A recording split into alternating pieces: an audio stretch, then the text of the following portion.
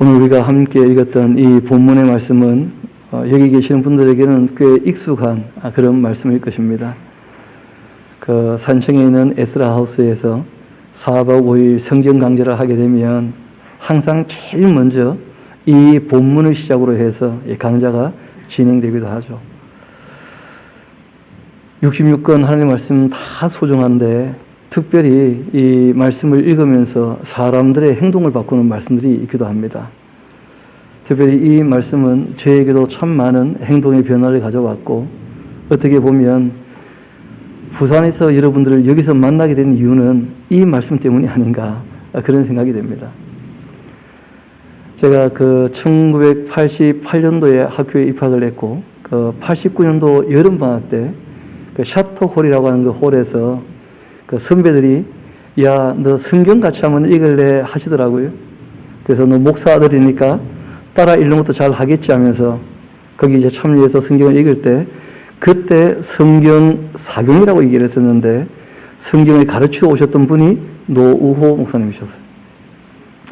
그때부터 이제 1년에 2번씩, 3번씩 이렇게 그 모임을 참여하면서 저도 성경을 좀 빨리 읽을 줄 아니까 읽게 되기도 하고 점점 관계를 맺게 되었었는데 그때 성경을 배우는 방법이란 말씀을 얘기를 하시더라고요. 제가 목사 아들로 태어났고 외할아버지도 목사고 그리고 신학대학까지 왔지만 성경 66권을 다 배워야 된다는 말을 그때 처음 들어봤어요.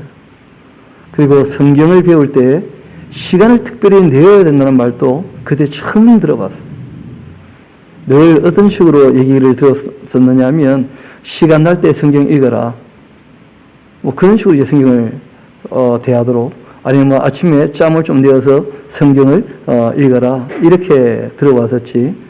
한 주간 딱 시간을 내어가지고 아침부터 저녁까지 하나님 말씀을 알아들 때까지 배워야 한다. 그런 식으로 성경을 한 번도 접한 적도 없고 또 그렇게 배워야 된다는 것도 몰랐었거든요.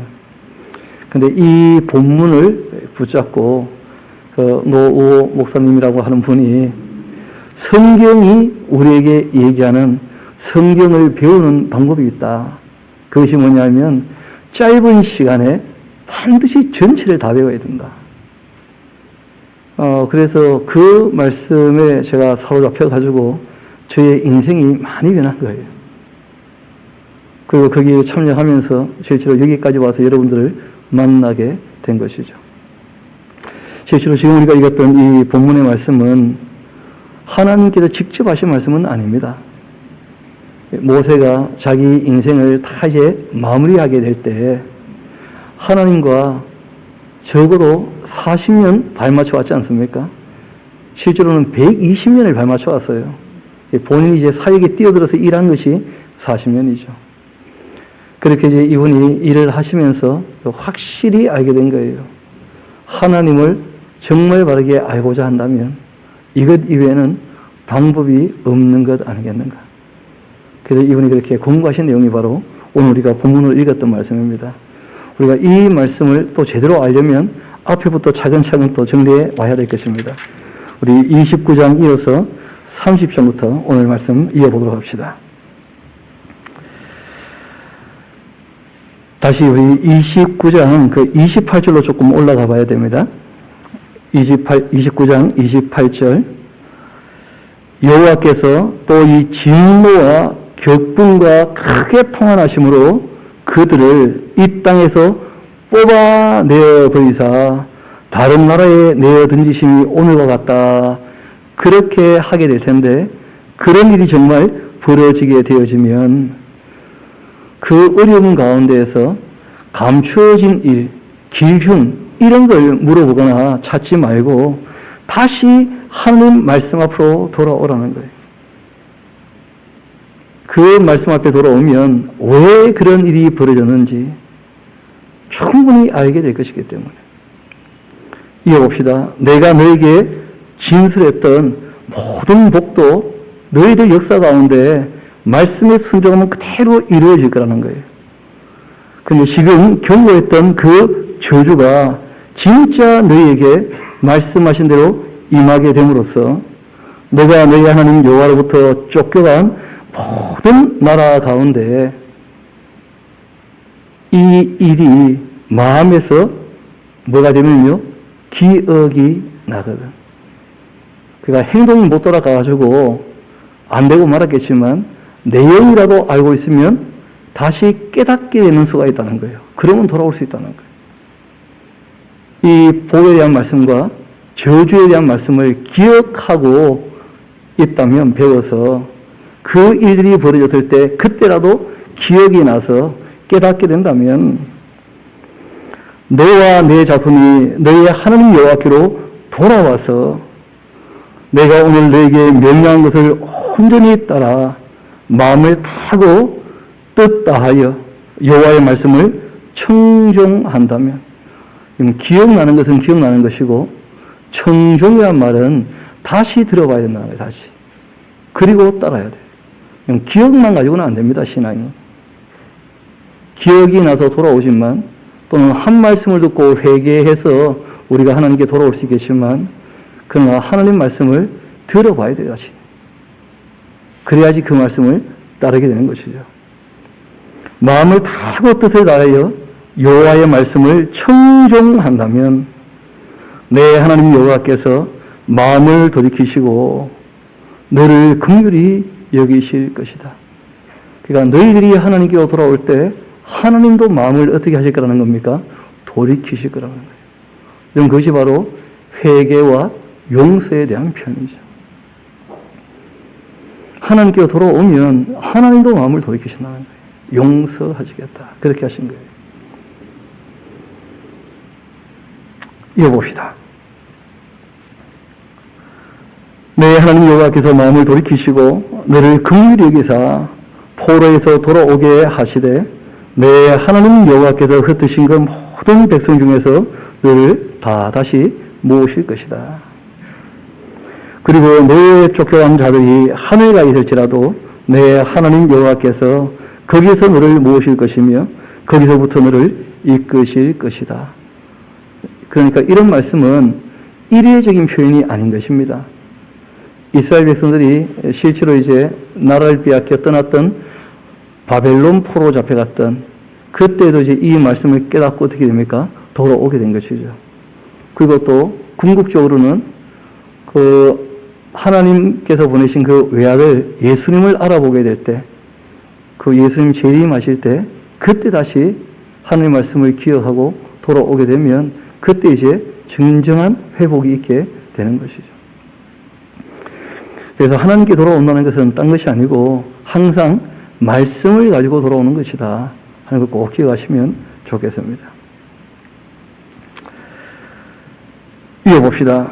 5절 내 하나님 여호와께서 너를 내 조상들이 차지한 땅으로 돌아오게 하사 너에게 다시 그것을 차지하게 하실 것이고 여호와께서 또 내게 선을 행하사 너를 내 조상들보다 더 번성하게 하실 것이고 또 내 하나님 여호와께서 내 마음과 내 자손의 그 마음에 할례를 베푸사. 그래서 할례라고 하는 것, 이 신약으로 오면 세례가 되어지는데 그 의식의 내용은 무엇이냐면 하나님께 속한다는 뜻이에요. 죄 아래에서 태어나서 우리가 거듭나게 되어지면 죄의 씻음 받게 되어지고 그리고 주님께 속하게 되는 거예요. 주님과 연합되는 거예요. 원래 할례가 그 의식이 있었던 것은 그 아브라함에게 99세였지만 그러니까 75세 때 부를 때 이미 그 아브라함 마음에 할례가 있었던 사람입니다. 그래서 육신의 할례가 진짜 할례가 아니라는 거예요. 할례는 어디 하는 것입니까? 마음에 하는 거예요.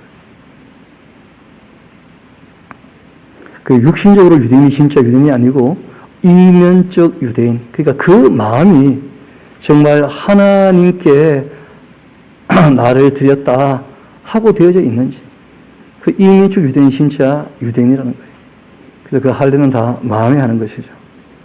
하나님께서 그들이 겸손하게 자기를 굽혀 다시 돌아오게 되어지면 그들에게 은혜를 베풀어 주신다는 거예요. 내 하나님 여호와께서 내 마음과 내 자손의 마음의 할례를 베풀어 주실 것이다. 하나님께서 받아주신다는 거예요. 너로 마음을 다하며 뜻을 다하여 내 하나님 여호와를 사랑하게 하시고 너로 생명을 얻게 하실 것이다. 여러분, 우리가 그 아침에 깨닫는 마음이라든지 듣는 귀라든지 또는 보는 눈 하는 말씀을 같이 나누었었는데, 그 정말 하나님께서 은혜 베푸셔야 그런 일들이 가능하게 되거든요. 똑같이 모여서 함께 듣는데 어떤 사람은 들리고 어떤 사람은 안 들린다는 거예요. 놀랍게도.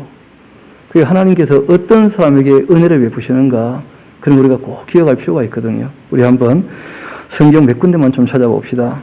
우리 잠언 3장 같이 한번 가봅시다. 잠언 3장입니다.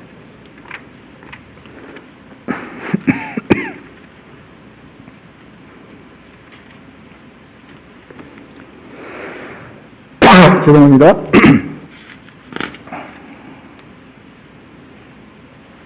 우리 잠언 3장 우리 34절 같이 한번 읽어보실까요? 시작. 진실로 그는 거만한 자를 비웃으시며 겸손한 자에게 은혜를 베푸신다.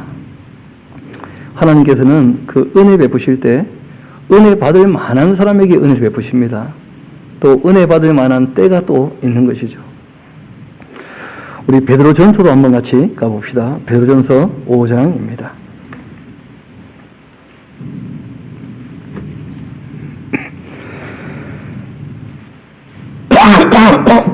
죄송합니다. 우리 5장 5절 같이 한번 읽어봅시다. 시작. 젊은 자들아 이와 같이 장로들에게 순종하고 다 서로 겸손으로 허리를 동이라. 하나님은 교만한 자를 대적하시되 겸손한 자들에게는 은혜를 주시느니라. 아멘. 그러니까 역사 가운데서도 이들이 바벨론에 잡혀가서 거기에서 이제 노예로 살면서 정말 마음이 낮아졌죠. 겸손하게 되었고 그때 이제 은혜를 받게 되는 거예요. 그리고 거기에서 비로소 하나님 말씀을 알아듣게 된 것이죠. 그리고는 정말 진지하게 회개하고 그리고 돌아올 기회를, 살 길을 다시 얻게 된 것이거든요. 그래서 늘 반복적으로 말씀드립니다만은 이 신앙이라는 것은 관계에 대한 문제입니다. 일방적일 수가 없다는 거예요. 그래서 하나님께서 다 은혜 주기를 원하시지만 그러나 은혜 받을 만한 사람에게만 은혜가 임하는 거예요.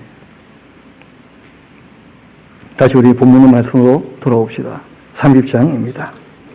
6절 말씀 다시 한번 읽어드리겠습니다.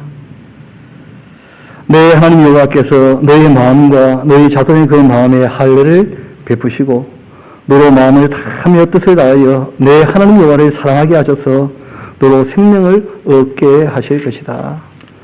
내 하나님 여호와께서 너의 적군과 또 너를 미워하고 핍박하는 자에게 이 모든 저주를 오히려 너에게 하실 것이다. 너는 돌아와서 다시 그 여호와의 말씀을 청종하고 내가 오늘 내게 명하는 그 모든 명령을 행해야 할 것이다.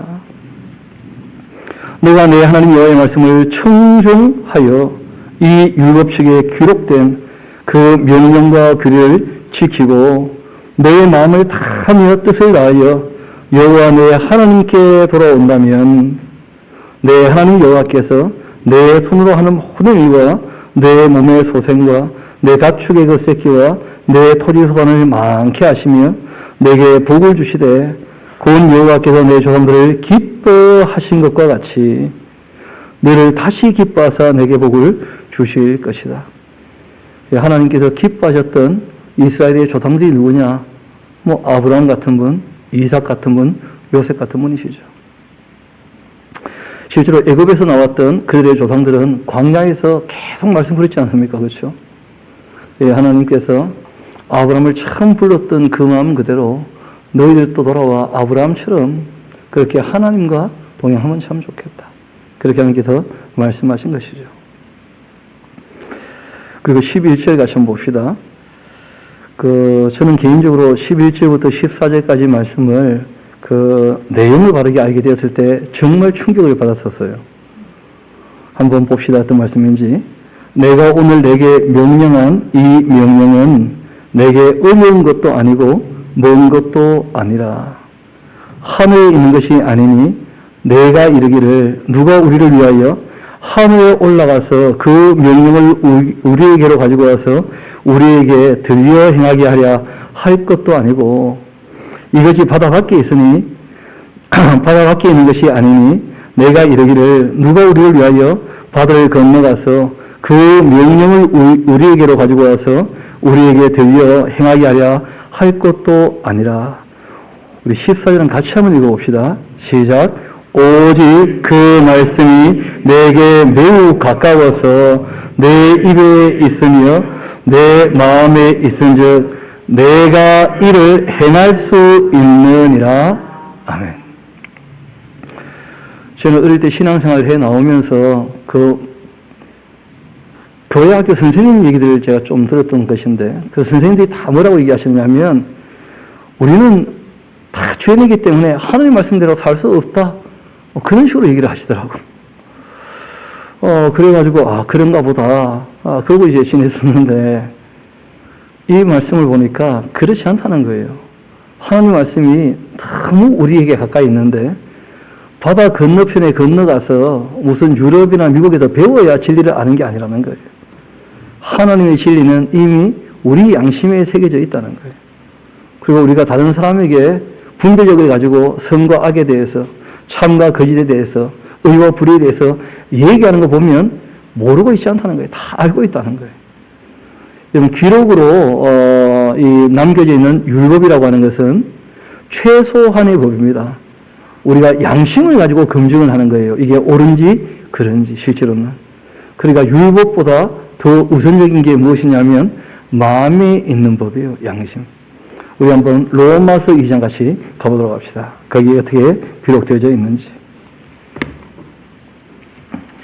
로마서 2장 같이 한번 가봅시다.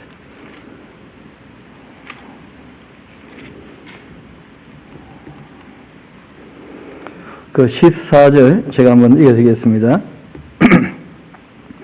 율법이 없는 이방인이 본성으로 율법의 일을 행할 때에는 이 사람은 율법이 없어도 자기가 자기에게 율법이 되나니 이런 사람은 그 양심이 증거가 되어서 그 생각들이 서로 혹은 고발하며 혹은 변명하여 그 마음에 새겨진 그 율법의 행위를 나타내는 것이다. 그러니까 마음에 새겨진 율법이 뭐라는 거예요? 하나님께서 그 형상으로 우리 마음에 새겨두신 양심이라는 게 양심. 양심을 따라 행하는 것이야 너무나 당연하죠. 그러고 난 다음에 그 한 번은 그렇게 누가 짚어 주시더라고요. 십계명을 보면 나 외에 당신을 내게 두지 말라 말씀하셨는데 저도 기독교인들이 창조주 하나님 이외에 다른 신을 두고 있느냐 물어보시더라고. 아니잖아요, 그렇죠?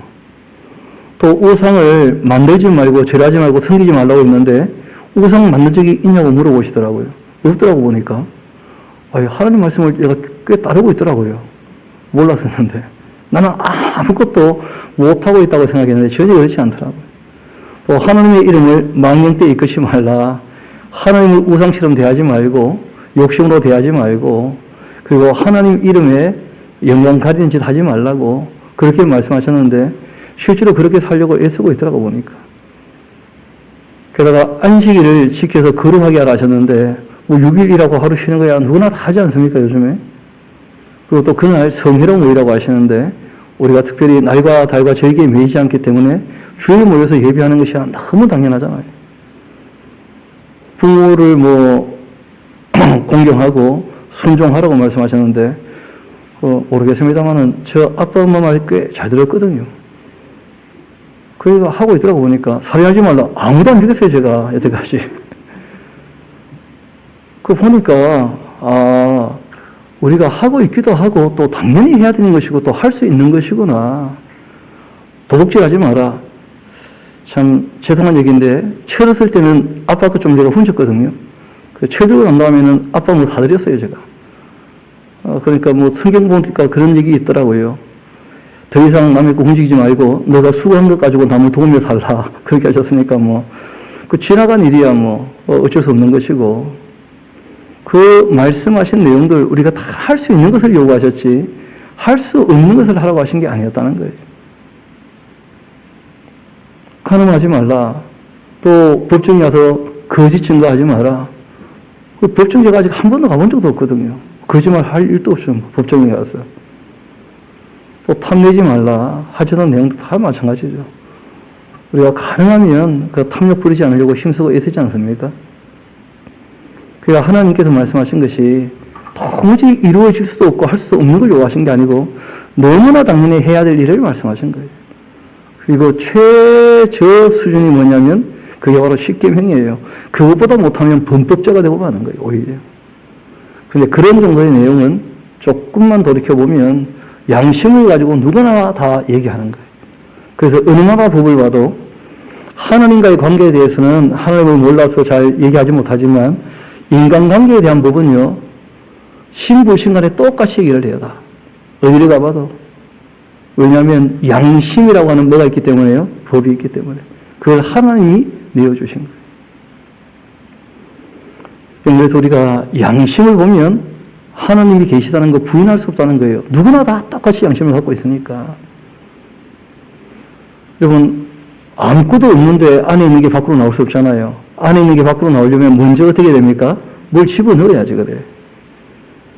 모든 인류가 안에 있는 게 거의 똑같이 나오고 있다면 누군가가 넣어주신 것이죠. 세상이 너무 악해서 간혹 양심에 화인 맞은 사람이 있을 수 있지만 그러나 우리가 보편적으로 합의를 할 때는 대부분 다 똑같이 얘기를 하더라는 거예요. 부모를 공경해야 될 것이고 사람을 미워하지 말고 살해하지 말아야 될 것이고 또 음욕을 품지 말고 간음하지 말아야 될 것이고 도둑질해서는 안 되는 것이고 법정에서 위증하면 안 되는 것이고 남의 것을 탐내지 않고 자족하기를 배워야 된다는 것은 누구나 다 인정하고 누구나 또 그렇게 다 할 수 있는 것이죠. 그래서 처음에 성경을 꽤 저도 알고 보니까 건성건성 읽었더라는 거예요. 건성건성. 조금씩 꼼꼼히 읽어보기 시작하니까 정말 옳은 말씀이고 당연히 그렇게 해야 될 말씀이에요.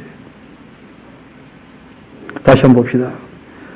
14절 오직 그 말씀이 매우 가까워 너의 입에 있고 너의 마음에 있은즉 너가 이를 행할 수 있다는 거예요.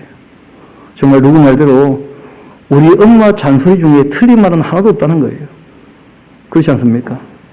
관로해놓고 엄마부터 그렇게 하면 참 좋겠는데 그런 것이죠. 뭐.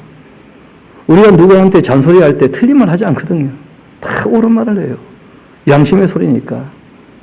그런데 문제는 자기에게 적용해야 될 텐데 자꾸 남을 정죄하는 데 사용을 하니까 문제가 되는 거죠. 이어봅시다. 결론적인 말씀이죠. 이제 그 모든 말씀을 다 하시고 보라 내가 오늘 생명과 복 그리고 사망과 화를 너희 앞에 두었다.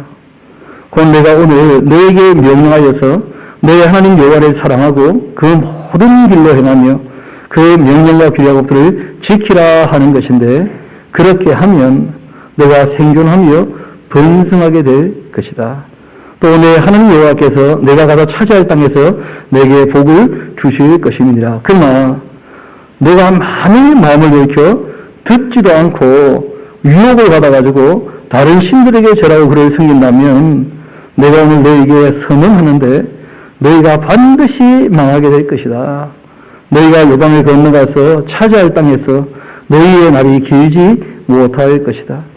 내가 오늘 하늘과 땅을 불러 너희에게 증거를 삼노라. 내가 생명과 사망과 복과 저주를 너희 앞에 두었으니까 내가 내 자손이 살기 위하여 생명 택하고 내 하나님 여호와를 사랑하면서 그 말씀을 청정하며 또 그를 의지해야 한다. 그는 너의 생명이시고 너의 장수이시니 여호와께서 내 조상 아브라함과 이삭과 야곱에게 주리라고 맹세하신 땅에 너가 거주하게 될 것이다. 우리들은 지금 여기서 한 걸음 더 나가 있죠, 그렇죠? 하나님은 우리의 영생이 되신 거예요. 장수 정도가 아니고 영생. 그 아들이 부활의 첫 열매가 되셔서 우리에게 영생에 대한 확실한 소망을 보여주셨기 때문이죠. 예수님도 그 말씀하신 걸 보면 항상 설교가 끝날 때쯤 되면 이런 말씀하시죠. 반석 위에 집을 지을 수도 있고 내 말을 들었지만 엉뚱한 집도 지을 수 있다. 모래 위에다가. 내 말을 듣고 내 말대로 집을 지어야지. 그러지 않으면 다 무너질 것이다. 결정은 누가 하라는 거예요? 그럼 본인 몫이라는 거예요.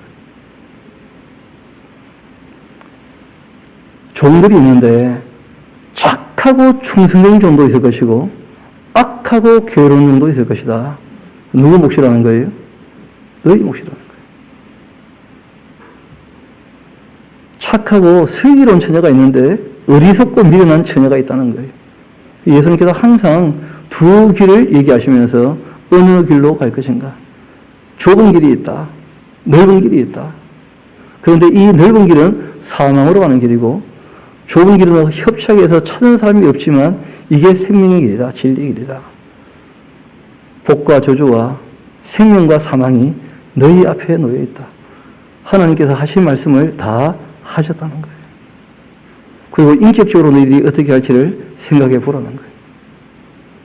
그래서 우리에게 뭘 먼저 주셨다는 거예요? 양심을. 참 제가 어릴 때는 양심이 뭔지 몰라서 착한 마음, 악한 마음, 양심 이런 줄 알았어요. 근데 후배가 저한테 얘기하더라고요. 형님 그런 말이 아니고 선량할 양자를 씁니다 하면서. 그 양심은 선한 마음이에요. 선한 마음. 선하고 참되고 의로운 것들을 이미 우리에게 두셨다는 거예요. 하나님께서. 죄 아래 태어났지만 하나님에 대하여 감각할 수 있도록 말씀하시면 알아들을 수 있도록 31장 이어봅시다. 또 모세가 가서 온 이스라엘에게 이 말씀을 전하여 그들에게 이르되 이제 내 나이가 120세가 되었다. 그런데 이분 그 120세에 그 지금 신명기라는 책을 다 적었지 않습니까? 설교하신 대로 다 기록을 하셨거든요. 몇 살이에요? 그러니까 우리가 지금 80도 안 됐으면서 늙었다 그러면 안 됩니다. 이쯤 실력은 돼야죠. 이쯤 실력은. 그렇지 않습니까?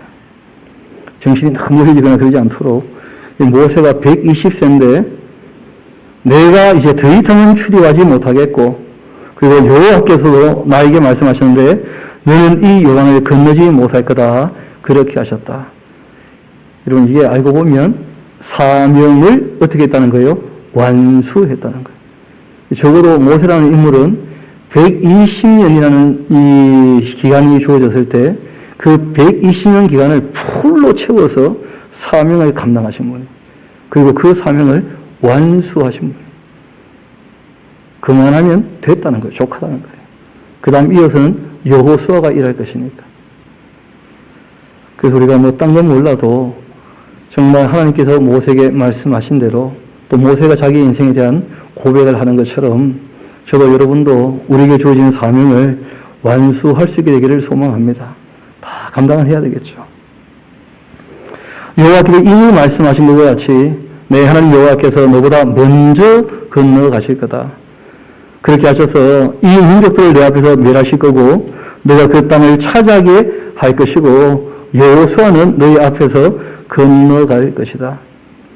약속을 하셨으니까 또한 여호와께서 이미 멸하신 아모리 왕 시온과 또 옥과 및 그 땅에 행하신 것과 같이 그들에게도 똑같이 행할 것이다. 왜냐하면 악이 관영하기 때문에 진멸하실 거라는 거예요. 또한 여호와께서 그들을 너희 앞에 넘기실 테니까 너희는 내가 너희에게 명한 모든 명령대로 그들에게 행할 것이라. 그렇게 할 때 너희들 자세가 중요하다는 거예요. 하나님은 말씀하신 대로 다 하실 것인데 너희는 강하고 담대하고 두려워하지 말아야 한다. 그들 앞에서 떨지 말아야 한다. 이는 내 하나님 여호와 그가 너희와 함께 하시며 결코 너를 떠나지 아니하시며 버리지 않을 것이기 때문이다. 그렇게 얘기하신 거예요. 여러분 사랑에는 두려움이 없다 그런 말씀도 있는데 하나님을 정말 사랑하고 하나님이 함께 있는 것이 정말 믿어진다면 자기보다 강해 보이지만 이 아무리 족속에 대하여 두려워할 필요가 있다는 거예요? 없다는 거예요? 없다는 거예요. 그러니까 그들을 두려워하고 있다는 것은 실제로 하나님에 대하여 신뢰하지 않는다는 뜻이죠. 그 예전에 그 김동호 목사님인가요? 그 자그마한 그 예화를 하나 얘기하시던데 그 참 재밌더라고요. 그럴듯하다 싶더라고요. 한 번은 그 동네에서 그 자기보다 나이 많고 힘센 형하고 좀 다투다가 한 대 맞았다는 거예요. 그래가지고 늘 지나가는데 그 형이 만날까봐 겁나가지고 이렇게 돌아가는데 어느 날 이제 아버지하고 같이 손을 잡고 걸어가게 되었다는 거예요. 자기가 초등학교 5학년 때인가 뭐 그랬다 그러시던데. 근데 그 앞에 이제 드디어 문제의 형이 나타난 거예요. 그런데 이상하게 자기 마음이요. 오히려 이리 와봐! 그랬다는 거예요. 자기 누가 있는 거예요? 아버지가. 그러면서 우리가 하나님 아버지를 의지한다. 우리와 함께 하신다고 하는데 왜 세상을 두려워하는가? 뭐 그런 얘기 하시던데 그래 확실히 믿으면 정말 두려워하지 않을 텐데 그런 마음이 생기더라고요. 하나님 우리와 함께 하시는데 그 악한 아모리 사람을 하나님께서 진멸하신다고 하시는 거 아닙니까? 그럼 그 땅에 들어갔을 때 그들을 뭐 하지 말라는 거예요? 두려워하지 말라고. 정말 너희는 마음을 강하게 하고 담대해야 될 것이라고. 그래서 우리가 이 땅에 살아갈 때 예수님 부탁하셨잖아요. 너희가 세상에서 환난을 당할 수 있을 거다. 그러나 어떻게 하라고요? 담대하라. 우리 주님을 믿으라는 거예요. 신뢰하고. 왜냐하면 내가 세상을 어떻게 했기 때문에요? 이겼기 때문에. 그렇게 말씀하신 것이거든요. 이어봅시다. 그리고 이 모세가 여호수아를 불렀습니다. 그리고 얘기하죠. 온 이스라엘이 그 목전에서 그에게 이르되 너는 강하고 담대하라. 너는 이 백성을 거느리고 여호와께서 그들의 그 조상에게 주리하고 맹세하신 땅에 들어가서 그들에게 그 땅을 차지하게 하라. 이제 나의 사명은 끝났고 이제 너가 해야 될 일이 있다 하고 특별히 부탁을 하십니다. 그렇게 하면 여호와 그가 내 앞에서 가시며 너와 함께 하사 너를 떠나지 아니하시며 버리지도 아니하시니 너는 두려워하지 말라. 그리고 놀라지 말라. 그리고 이 모세가 레위기란 법전이 이미 있었지 않습니까? 레위기 법전 말고 신명기라고 하는 이 설교집을 다시 또 썼다는 거예요. 이 율법을 써서.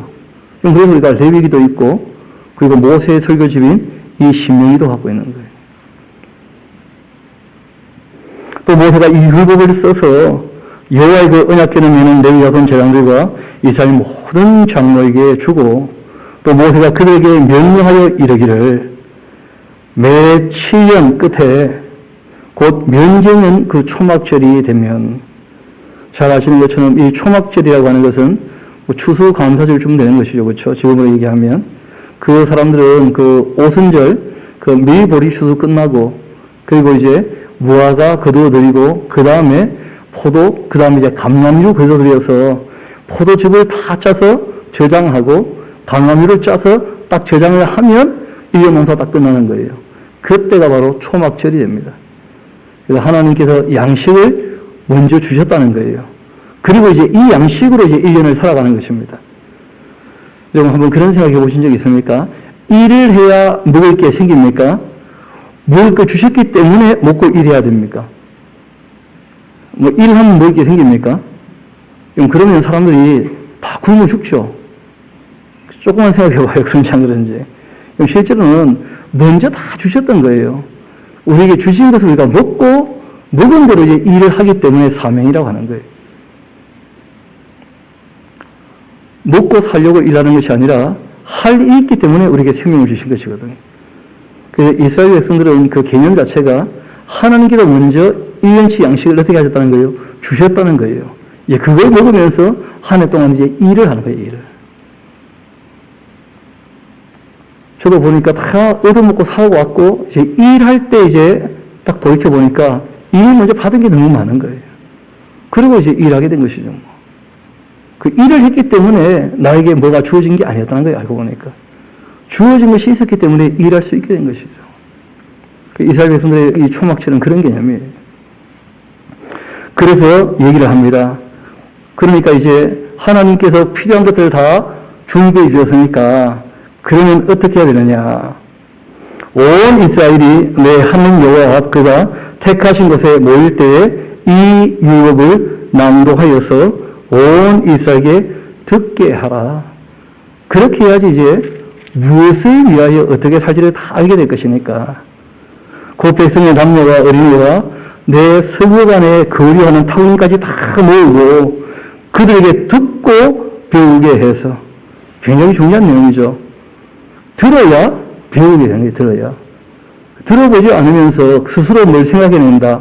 자기 마음에 나는 것이 거짓인 경우가 너무 많다는 거예요. 스스로 쏟는 것이 많고 하니까. 그래서 반드시 듣고 배워야 돼, 듣고.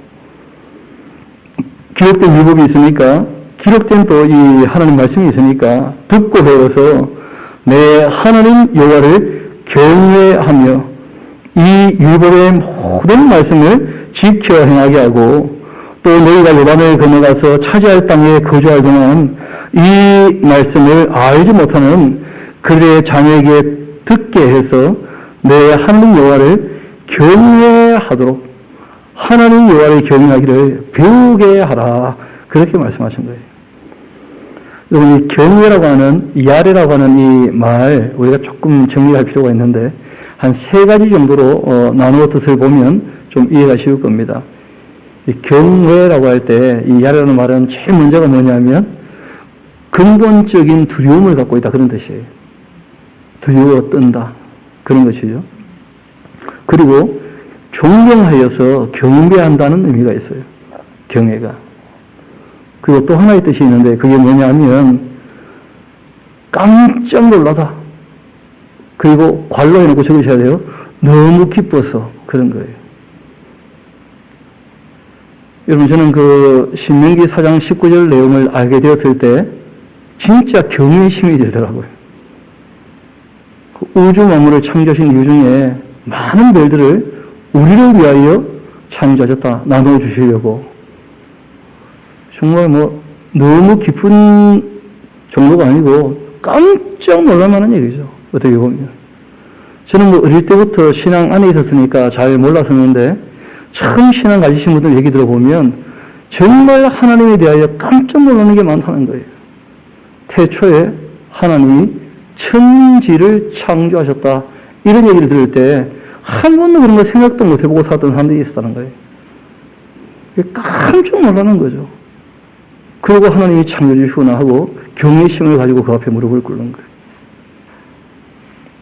정말 깜짝 놀랄 만한 일이죠. 너무 기뻐서.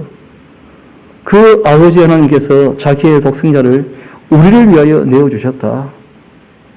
그런 거 들어보면 깜짝 놀라지 않겠어요? 너무 기쁘고 너무 감사해서. 그래서 이 말씀들을 잘 듣고 배워보면 정말 너무 기쁘고 깜짝 놀랄 일들이 많다는 거예요. 하나님 어떤 분인지를 알게 되어갈 때. 그리고 정말 그 하나님에 대하여 겸손한 자세로 무릎을 꿇고 경배하게 될 거라는 거예요. 그리고 무엇보다 창조주 앞에서 피정불로서 그 앞에 정말 두려워 떨면서 그분이 주인이시니까 그분이 결정하실 거예요. 은혜 베푸실지 그렇지 않으실지, 복을 주실지 저주가 임하게 될지. 하나님이 주권자, 주인이시기 때문에 우리가 그 앞에 두려워하는 마음이 가장 기본인 거죠. 그분 하시는 일이 다 옳은 것이니까.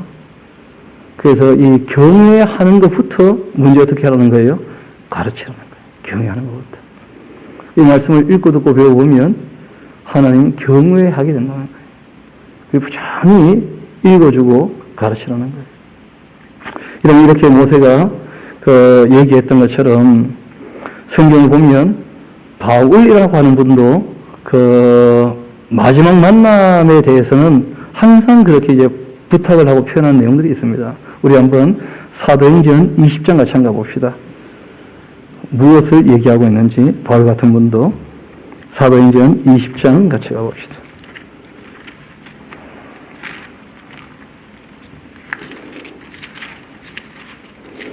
누가 마지막 하는 말이라면 좀 관심을 가지고 좀 들어봐야 되지 않겠습니까?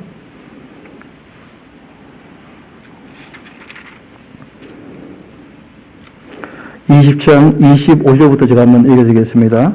보라, 내가 여러분 중에 왕래하며 하나님의 나라를 전파하였으나 이제는 여러분이 다 내 얼굴을 다시 못할 줄로 생각해서 내가 몇 가지 말을 한다. 그런 것이죠.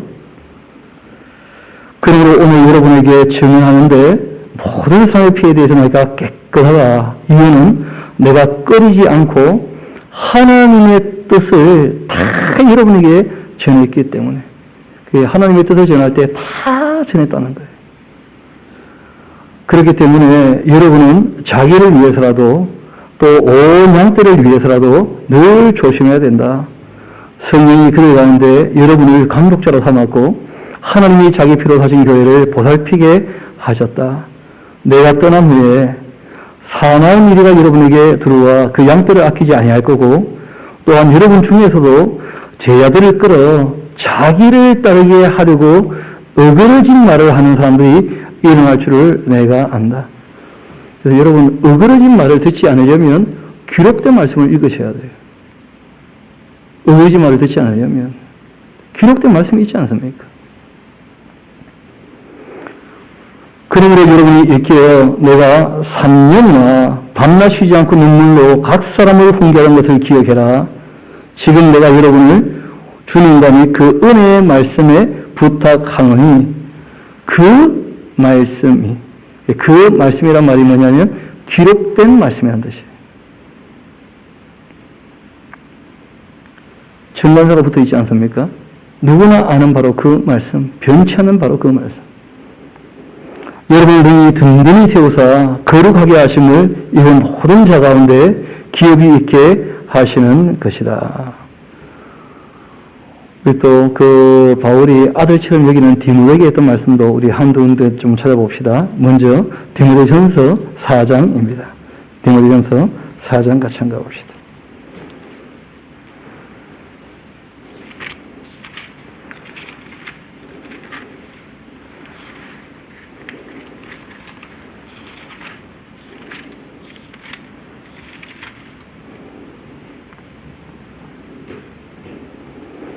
거기 12절부터 한번 볼까요? 11절부터 한번 볼까요? 너는 이것들을 명하고 가르쳐라. 누구든지 너희 연소함을 없이 여기지 못하게 하고 오직 말과 행실과 사랑과 믿음과 정절에 있어 믿는 자에게 본이 되어라. 그리고 내가 이를 때까지 읽는 것과 권하는 것과 가르치는 것에 전념하라. 저는 이제 제 목회관이 여기에 있습니다. 그러니까 이 바울이 젊은 목회자에게 목사가 교회에서 해야 될 일이 무엇인가 하고 얘기했을 때 이 세 가지를 가장 중점적으로 하라는 거예요. 기록된 말씀을 어떻게 하라는 거예요? 읽어주고 그리고 그 말씀을 따라 살도록 권면하고 그리고 그 말씀의 내용을 알아들을 수 있게 가르치는 것. 여기에 마음을 끌어 묶으라는 거예요. 이거 이상 뭐가 있겠는가? 뭐 그렇게 하신 것이죠. 그래서 우리 교회는 뭐 아시는 것처럼 그 성경을 바르게 읽는 모임도 있고 그리고 또 우리가 늘 예배 중에 하나님께서 우리에게 권면하시는 대화 설교를 할 수 있겠죠. 그렇죠? 그리고 또 이 말씀을 알 수 있게 강좌나 강독회를 통해서 가르치는 일, 이 세 가지를 우리가 부지런히 하려고 애를 좀 써보는 겁니다. 또 우리 디모데 후서 4장 같이 한번 가봅시다. 정말 바울의 마지막 유언이죠. 디모데 후서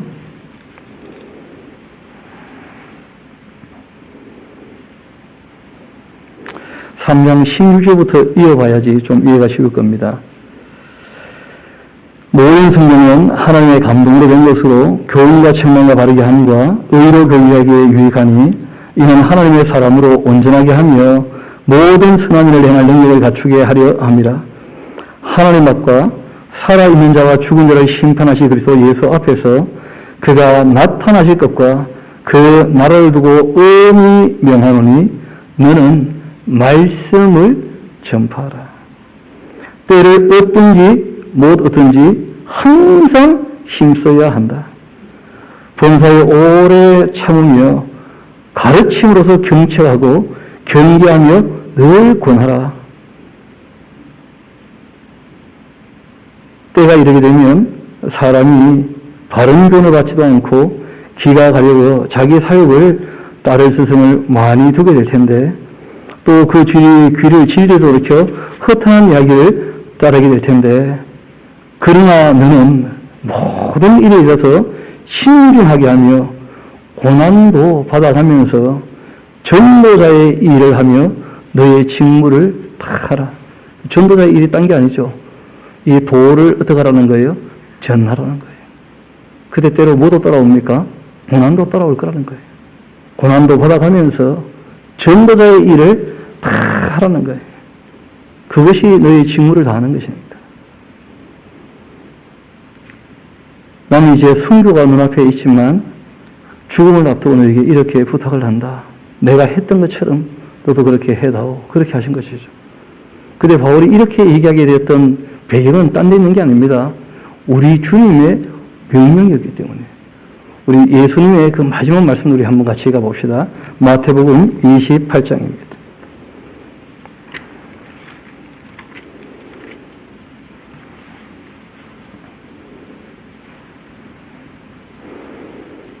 (16절부터) 제가 한번 읽어드리겠습니다. 11제자가 갈릴리에 가서 예수께서 지시하신 산에 이르러 예수를 배웠고 경배하나 아직도 의심하는 사람들이 있었습니다. 그때 예수께서 나와 말씀하여 이르시되 하늘과 땅의 모든 권세를 나에게 주셨으니까 그러므로 너희는 가서 모든 민족을 제자로 삼아서 아버지와 아들과 성령의 이름으로 세례를 베풀고 내가 너희에게 분부한 모든 것을 가르쳐서 지키게 하라. 그러니까 뭘 가르쳐야 되냐면 주님께서 분부하신 것은 기록으로 남아 있습니다. 기록으로. 내가 떠올려 알 수 있는 게 아니에요. 직통계시를 받아서 알 수 있는 게 아니라는 거예요. 예수님이 분부하신 모든 것은 기록으로 남아 있는 거예요. 기록으로. 지금 누가 바다를 건너가서 갖고 오는 게 아니라는 거예요. 다른 하늘가에 있는 것이 아니라는 거예요. 이미 하셨던 말씀이고 그 말씀을 완전히 하신 것이 다 기록으로 남아있다는 거예요. 우리 마음에 비춰보면 옳다는 것을 다 인정하게 될 것입니다. 내가 너에게 분부한 모든 것을 가르쳐 지키게 하라. 볼지어다 내가 세상 끝날까지 너희와 항상 함께 있으리라. 그렇게 말씀하신 거죠. 그래서 모세가 정말 자신의 모든 사명을 완수하며 마지막 부탁했던 그 부탁 그대로 또 우리 주님께서 이 땅에서 모든 일을 완수하시고 부탁하신 그 부탁 그대로 또 주님 앞에서 일을 했던 그 바울이 똑같이 한결같이 하는 말은 바로 기록된 말씀을 읽어주고 그 말씀을 가르치고 그 말씀을 따라 살도록 권면해서 우리 주님의 제자가 되도록 하라. 그렇게 부탁하신 것입니다. 참 안타까운 것은 모세가 이렇게 여호수아에게 특별히 부탁을 했는데 여호수아가 한 25년 사역을 하면서 7년에 한 번씩을 했어도 한 3번 이상을 했어야 되는데 하지 못했었다는 거예요. 그리고 사사 시대 360년 동안 당연히 한 번도 못했죠. 360년 동안. 저 360년 동안 했으면 50번은 넘게 했어야 되지 않습니까? 7로 35니까.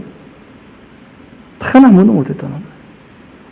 사무엘도 다윗도 솔로몬도 결국 그렇게 점점 역사는 어두워졌고 바벨론의 포로로 잡혀갔다가 거기서 비로소 기록된 말씀을 다시 만나서 그들이 회개하고 그리고 이제 돌아와서 성전을 짓다가 또 금방 낙심하는 거예요. 왜냐하면 계속 하지 않으니까 반복이 돼야 되거든요. 반복이. 그리고 전부를 또 하지 않았다는 거예요. 2차 포로 귀환 때 이제 에스라가 돌아오고 결심을 했지만 때를 얻지 못했죠. 혼자 힘으로 되는 게 아니거든요. 그래서 이제 느헤미야가 왔을 때 비로소 때를 얻게 된 거예요. 그래서 그때 처음으로 성경 강좌를 했거든요. 그러니까 BC 1446년에 그 모세가 애굽에서 나와서 1406년에 부탁을 했고 BC 444년에 처음으로 성경이 읽으라고 하는 방법들을 한번 읽었다는 거예요. 그러니까 960년 만에 처음 한번 읽었던 거예요. 그리고 그때 그 한 번 읽고 난 다음에 또 읽지 못하게 되었다는 거예요, 또. 그래서 그 말씀을 우리가 함께 보면서 하나님께서 정말 모태를 통하여 부탁하신 대로 우리 주님의 말씀이라면 한 절도 빠짐없이 다 읽고 듣고 배워서 지켜 행하는 저와 여러분 되기를 소망합니다. 그리고 그 말씀을 읽어보면 아실 거예요.